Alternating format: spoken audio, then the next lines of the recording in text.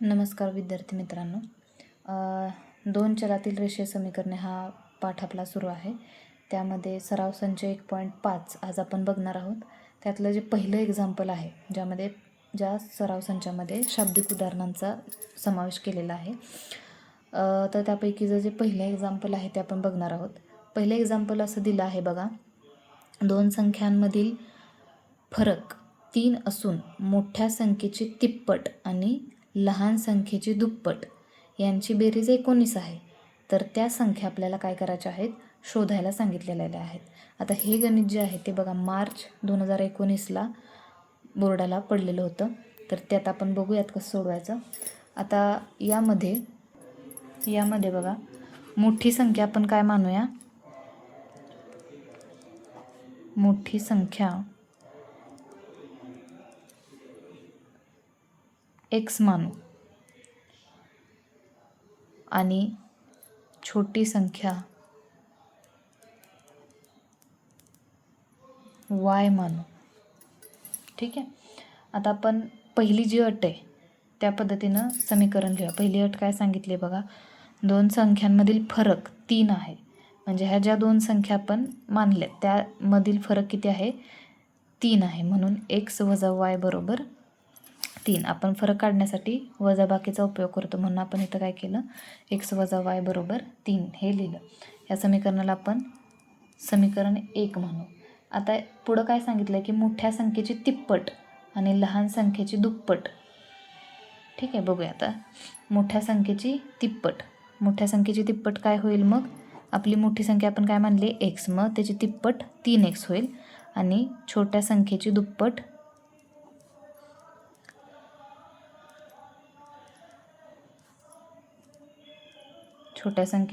होईल आपली 2y. ठीक आहे. आता दुसरी अट काय विचारली त्यांनी की लहान संख्येची दुप्पट आणि मोठ्या संख्येची तिप्पट आणि लहान संख्येची दुप्पट यांची बेरीज किती आहे, 19 आहे. मग त्या पद्धतीने बघा 3x अधिक 2y बरोबर 19 हे झालं आपलं दुसरं समीकरण. आता आपल्याला काय करायचे बघा, समीकरणामध्ये काय दिसते, आपण yचं निरसन करू. ठीक आहे. मग आपण yचं निरसन करण्यासाठी काय करूया, समीकरण 1ला 2नं गुणूया. समीकरण 1ला 2ने गुणू. काय आहे, समीकरण गुणल्यानंतर प्रत्येक पदाला गुणायचं आहे आपल्याला, बरोबर. मग येईल 2x वजा 2y बरोबर 3 दुने 6 हे झालं समीकरण तिसरं. आता इथं अधिक y मिळाला आहे, इथं वजा y मिळाला आहे. आता या दोन समीकरणांची आपण काय करूयात, बेरीज करूया, कारण इथलं बेरीज केल्यानंतर चिन्ह बदलणार नाही. मग समीकरण 2 व 3ची बेरीज करू. 3x अधिक 2y बरोबर 19 अधिक 2x वजा 2y बरोबर 6. आता बेरीज असल्या कारणानं खालच्या पदांची चिन्ह काय बदलणार नाहीत. आता काय होईल बघा, हे अपोजिट चिन्ह आहेत एकमेकाला निघून जाईल. इथं 3x अधिक 2x राहिले, झाले 5x बरोबर 19 अधिक 6 25.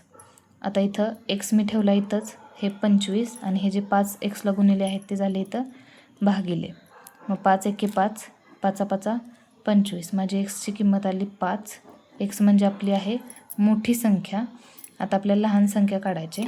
मग आता आपण काय करणार, 5 ही संख्या समीकरण 1, 2 किंवा 3 पैकी कुठल्याही समीकरणात ठेवूया. सोडवायला वरचं सोपं पटकन होईल, म्हणून आपण समीकरण 1 मध्ये x बरोबर 5 ठेवू. मग बघा x वजा y बरोबर 3. xची किंमत किती आहे आपली 5 वजा y बरोबर 3. आता काय करूयात आपण, हे वजा y इथंच राहतील, हे 3 इथंच राहतील, हे 5 अधिक आहेत ते तिकडे जाऊन काय होतील वजा 5 वजा y बरोबर, हे अधिक आहे हे वजा आहे, होताना वजाबाकी मोठ्या संख्येचं उत्तर आला चिन्ह वजा 2. आता जेव्हा बरोबर चिन्हाच्या अलीकडं पलीकडं दोन्ही पदांना जर वजा वजा चिन्ह असेल सिंगल पदांना, तर काय होतं दोन्हीची चिन्ह निघून जातात. मग y बरोबर राहील 2. आपली मोठी संख्या आली 5 आणि लहान संख्या आली 2. अशी 2 संख्या आपल्याला मिळाल्या. सांगितलेल्या अटीप्रमाणेही तुम्ही त्यात करू शकता. बघा, आपली पहिली अट काय सांगितली त्यांनी की मोठी संख्या आणि लहान संख्यांमधला फरक किती आहे? 3 आहे. मग मोठी संख्या आपली आहे 5 आणि लहान संख्या आहे 2. वजाबाकी करा, उत्तर येतंय 3. ती आपली पहिली अट. आपल्या पहिल्या अटीमध्ये ह्या 2 संख्या बसत आहेत. त्याच्यानंतर दुसरी अट काय सांगितलेली आहे आपल्याला? मोठ्या संख्येची तिप्पट आणि दुसऱ्या छोट्या संख्येची दुप्पट ह्यांची बेरीज किती येते? 19 येते. मग 5ची तिप्पट किती होते? 15 आणि 2ची दुप्पट होते 4. 15 आणि 4 19. आपल्या दोन्ही अटींमध्ये ह्या संख्या बसत आहेत. त्यामुळे आपलं आलेलं हे उत्तर बरोबर आहे. अशा पद्धतीने थोडंसं क्रॉस चेक हे उत्तर आपलं करायचं आहे. ठीक आहे. त्याच्यानंतर आपण पुढचं एक एक्झाम्पल बघू. आता पुढचं जे गणित आहे ते आपल्याला असं विचारलेलं आहे की वडिलांच्या वयामध्ये मुलाच्या वयाची दुप्पट मिळवल्यास बेरीज 70 येते आणि मुलाच्या वयामध्ये वडिलांच्या वयाची दुप्पट मिळवल्यास बेरीज 95 येते. तर दोघांची आजची वये काढायची. सुरुवातीला काय करायचे आपल्याला? वडिलांच्या वयामध्ये मुलाच्या वयाची दुप्पट मिळवायचे आणि त्याच्यानंतर मुलाच्या वयामध्ये वडिलांच्या वयाची दुप्पट मिळवायचे. ठीक आहे. अशी 2 कंडिशन आपल्याला इथं दिलेल्या आहेत. तर आपण काय करूयात? वडिलांचं आजचं वय x मानू. वडिलांचे आजचे वय x मानू. मुलाचे आजचे वय y मानू. ठीक आहे. आता पहिली जी अट आहे ती पहिली अट काय सांगितलं आहे? वडिलांच्या वयामध्ये मुलाच्या वयाची दुप्पट मिळवल्यास बेरीज 70 येते. मग वडिलांचं वय किती आजचं? x आहे. त्याच्यामध्ये आपल्याला मुलाच्या वयाची दुप्पट म्हणजे 2y बरोबर मिळवल्यास काय येतं उत्तर? 70. हे झालं समीकरण पहिलं. आणि दुसरी अट काय दिलेली आहे आपल्याला? मुलाच्या वयामध्ये म्हणजे y अधिक वडिलांच्या वयाची दुप्पट बरोबर किती येते? 95. हे झालं समीकरण दुसरं. आता या समीकरणात आपल्याला काय करायचं आहे? आपण एक्सचं निरसन करूया. एक्सचं निरसन करण्यासाठी आपल्याला काय करायला लागेल? समीकरण 1ला 2ने गुणूया. पण सुरुवातीला आपण काय करायचं आहे? आता बघा, हे जे समीकरण आपल्याला दुसरं मिळाले त्यातला y हा पुढं आलेला आहे.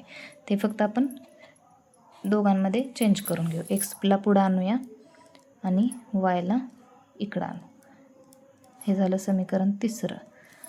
कारण काय होईल? आपल्याला निरसन करताना एकाखाली एक असलं तर आपल्याला बरं जाईल म्हणून आपण ते एकाखाली एक करून घेतलं. आता आपल्याला काय करायचं आहे? एक्सचं निरसन करायचं असल्यामुळं आपण समीकरण 1ला 2ने गुणू. 2नेच का गुणलं आपण? तर इथं 2x आहे. आपल्याला इथंही 2x आणायचं आहे म्हणून आपण समीकरण 1ला कितीनं गुणतोय? 2ने गुणतोय. काय होईल समीकरण तयार? 2x अधिक 4y बरोबर 140.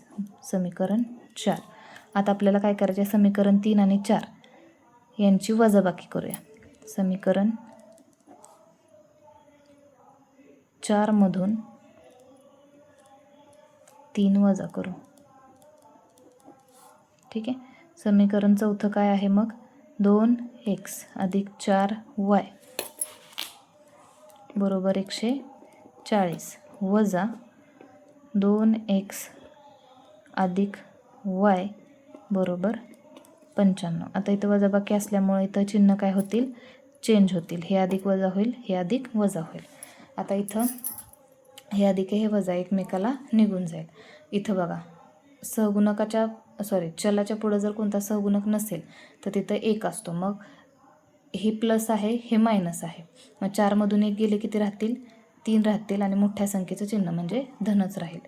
बरोबर इथं 140मधनं 95 गेले. 140मधनं 95 गेले, राहिले 45 मोठ्या संख्येचं चिन्ह. त्यामुळे इथं चिन्हाची गरज नाही, धन येईल. आता हे y मी इथंच ठेवले. हे 45 आणि हे जे 3 आहे तिथं गुणिले हे इकडे येऊन होतील भागिले. मग आता 3 आपण भाग लावूया. 3 एके 3, 1 राहिला. 3 5 15. y बरोबर आपलं आलं 15. y कोण आहे आपला? मुलगा आहे, मुलाचं आजचं वय किती आलं आपलं 15 आलं. आता हे समीकरण कोणत्याही समीकरणात ही किंमत ठेवा आणि वडिलांचा आजचं वय काढा. मग समीकरण 1 मध्ये आपण y बरोबर 15 ठेवू. काय येते बघा, x अधिक 2y बरोबर 70. आता x तसंच ठेवा, अधिक 2 गुणिले y किती आहे 15 बरोबर 70. x अधिक 15 दुने 30 बरोबर 70. आता x इथंच ठेवले, हे 70 आणि 30 हे अधिक आहे तिकडे जाऊन होतील वजा. x बरोबर 70 मधून 30 गेले, राहिले 40. वडिलांचं आजचं वय आहे 40, मुलाचं आजचं वय आहे 15. आता दोघांमध्ये आपण अटीत बसवून बघूयात. पहिली अट काय सांगितलेली होती की वडिलांच्या वयामध्ये जर मुलाची दुप्पट मिळवली तर उत्तर येते 70. मग वडिलांचं आजचं वय तर आपण तात्पुरतं कॅल्क्युलेशन करू. वडिलांचं आजचं वय आहे 40 अधिक 2 गुणिले मुलाचं आजचं वय आहे 15 बरोबर 70 येते का, तर 40 अधिक 15 दुने 30 बरोबर 70. म्हणजे आपलं पहिली अट सॅटिस्फाय होते. त्याच्यानंतर दुसरी अट काय सांगितली आपल्या मुलाच्या वयामध्ये, मुलाचं वय आजचं किती 15, त्याच्यामध्ये वडिलांच्या वयाची दुप्पट म्हणजे होईल 80 बरोबर 95 होते का, तर होते. म्हणजे दोन्ही अटीमध्ये आपलं ह्या दोन आलेली उत्तरं बसत आहेत. त्यामुळं त्याचं उत्तर आहे, पहिल्याचं उत्तर आहे 15. म्हणजे मुलाचं आजचं वय आलं 15 आणि वडिलांचं आजचं वय आलं 40. तर अशा पद्धतीने आपण आज 2 प्रश्न सोडवलेले आहेत. पुढच्या व्हिडिओमध्ये आपण बाकीच्या गणितांचा सराव करूया. तोपर्यंत धन्यवाद.